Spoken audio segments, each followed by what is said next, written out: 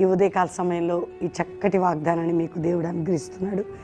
దేవుని బిడ్డలు ఎలా ఉన్నారు? ఈరోజు ఫైనల్ డే అండి. మిరియాలు కూడా ఎంత బాగా దేవుడు ఎంతో మహిమకరంగా 3 రోజులు జరిగించి ఇది చివరి రోజు. మిరియాలు కూడా Rajiv Gandhi stadium NFC camp.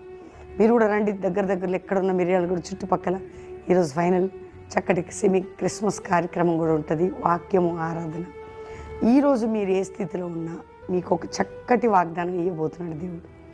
కష్టకాలం, దుఃఖ సమయాలు మన జీవితంలోకి వస్తాయి.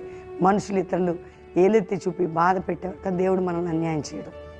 ఆయన ఎంత నమ్మదగిన దేవుడో, ఎంత మంచి దేవుడో, ఆయన గొప్ప కార్యాలు ఎలా చేస్తాడో మీరు ఒక్కసారి ఆయన వైపు చూస్తే మీకు అర్థమవుతుంది. రక్షణ లేని బిడ్డలు ఇంకెంతకాలం అండి ఏసైకి దూరంగా ఉంటారు? ఆయన నమ్ముకోండి, మీ హృదయాన్ని ఇవ్వండి, మీ జీవితాన్ని ఇవ్వండి. మీరు సంతోషంగా రక్షించబడతారు, క్రీస్తులో ఉంటారు. మీరు ఒక్క మాట చదువుతున్నాను ఈరోజు, వినండి.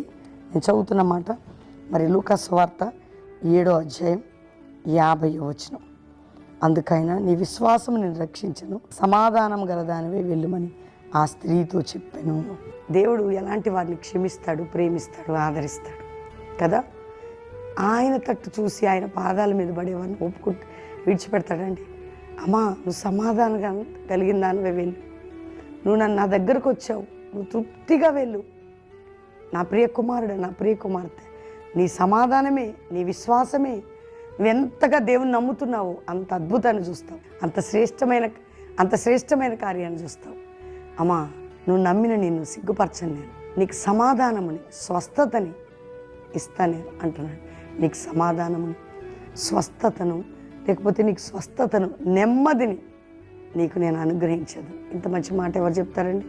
ధైర్యంగా ఉండండి, ప్రతి విషయంలో నీకు సమాధానం. అప్పుల బాధ, ఆర్థిక బాధ, మానసిక పాప అన్నిటికీ దేవుడు ఆన్సర్ సమాధానం. నీ హృదయ స్వస్థత, నీ శరీర స్వస్థత దేవుడు ఇవ్వబోతుండగా థ్యాంక్స్ చెప్దాం, ప్రార్థన చేసుకుందాం. తండ్రి, ప్రతి బిడ్డను రక్షించి, రోగుల్ని స్వస్థపరిచి, వ్యాధులు ఉన్న వారిని విడిపించి, అప్పులు, ఆర్థిక, మానసిక కృంగుదల ప్రతి పోరాటం నుంచి విడిపించి, ఏ కష్ట దుఃఖ సమయాల్లో ఉన్నా అయ్యా, ఎవరు వారు త్రోసివేసి నువ్వు మాత్రం త్రోసివేయి. నీ క్షమాపణ, సమాధానం, ఆరోగ్యం, నెమ్మది అన్నిటిని అనుగ్రహించి మీరు వర్ధిల్లజేయండి. దుఃఖ సమయాన్ని సంతోషంగా మార్చండి.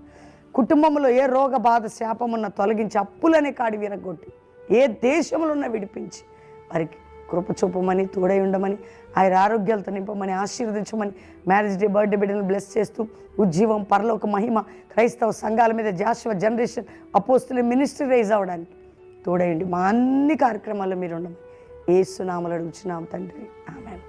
దేవుని బిడ్డలారా, ఈ వాగ్దానం లైక్ చేసి షేర్ చేయండి. ఈరోజు ఫైనల్ డే. మిరియాలు కూడా